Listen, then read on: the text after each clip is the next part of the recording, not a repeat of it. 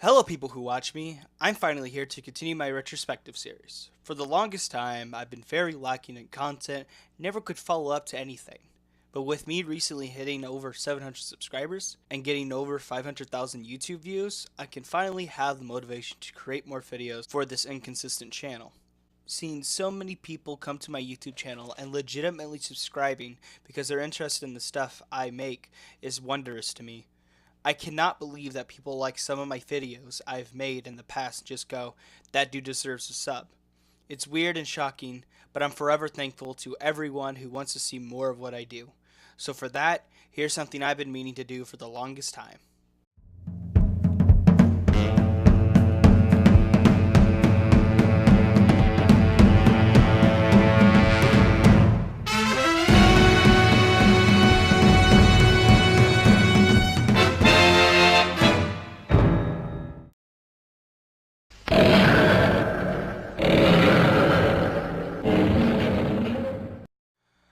Oh boy. Kinda wish I didn't continue this series not knowing what suit I'm about to talk about. Dreadful nature aside, I've really never been a huge fan of this suit, and I don't think many fans are. With its wide face and quality control issues, I have a lot to digest in this episode. You don't know what film the GyakushuGoji suit comes from. It comes from the second installment of the Godzilla franchise known as Godzilla Raids Again. It's quite an infamous movie because of its odd action, production history, and being noted as one of the worst Godzilla films in history. Which I'm also inclined to believe this is one of the worst films in the franchise, with bad pacing, forgettable characters, wonky action, and not so good monster suits. Besides Gears, he's pretty neat. The film was laughably bad, but last time I checked, this was a review for the suit, not a movie. So what the hell? Let's actually talk about the damn thing already and get this over with. I might as well get over with the positives real quick so we can at least make this somewhat have a good attitude for a short portion. You know, just a tiny little bit.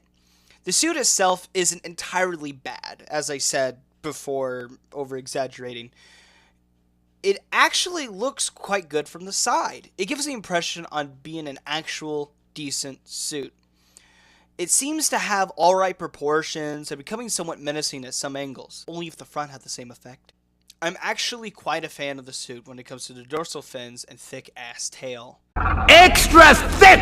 It carries the overall aesthetic from the previous film while making them larger and longer, but that also makes them a lot more floppier. The tail, I'm quite a fan of. It's thick, long, and seems to be the only improvement over the original suit besides the suit being more mobile for the suit actor, which is something I should add. The suit was slimmed down heavily so actor Haru Nakajima, may he rest in peace, can move more freely in it instead of falling over and passing out all the time. Also to mention, the suit was quite flexible for Nakajima, so whenever there was a fight scene, Nakajima had a lot more movement. So in the end, the suit isn't terrible as it does improve on a couple of things that the original couldn't quite do as well, but of course, the negatives outweigh the positives.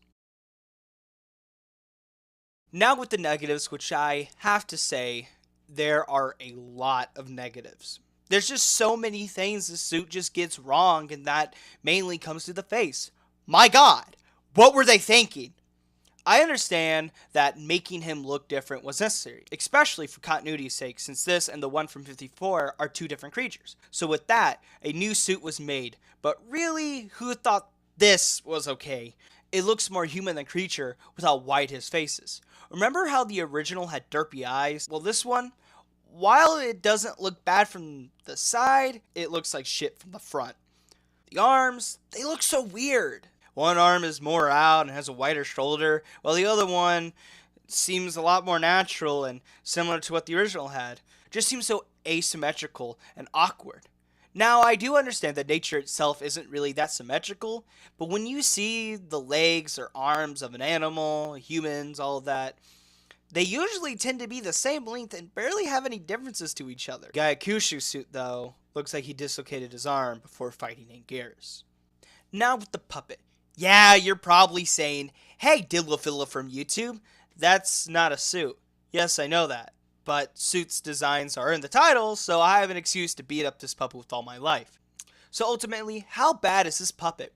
The puppet is probably the worst thing to come out of this design. For one, it looks almost nothing like the suit, its face is a lot more narrow, it has a shorter neck, and sometimes you can even see the puppeteer's arm. It just looks ridiculous to look at and is one of the many things that just takes you out of the film. But the thing is, I'm actually not as mad as I sound. The whole puppet doesn't look like the suit will be a trend for basically the entire Showa era, so I could somewhat deal with it being inconsistent. Hell, 54 even had the same issue. Basically, what I'm trying to say is, it looks like shit. Probably the worst thing from the movie, but it's somewhat a forgivable shit. I can somewhat digest this puppet better, more than I can the suit, since the suit just, what the hell. Bottom line is, this suit isn't bad, but it is one of the worst looking suits in the franchise. There's not a whole lot to this suit that is redeeming. Yeah, it's slim and flexible, but those alone can't really help this suit for being good. I can't really think of it as my least favorite, but it is up there. Thank you guys for watching and getting through my unorganized rant. I'm new to writing the script for a review video, so this is going to be a bit of a messy ride. So the end, sayonara, degenerates.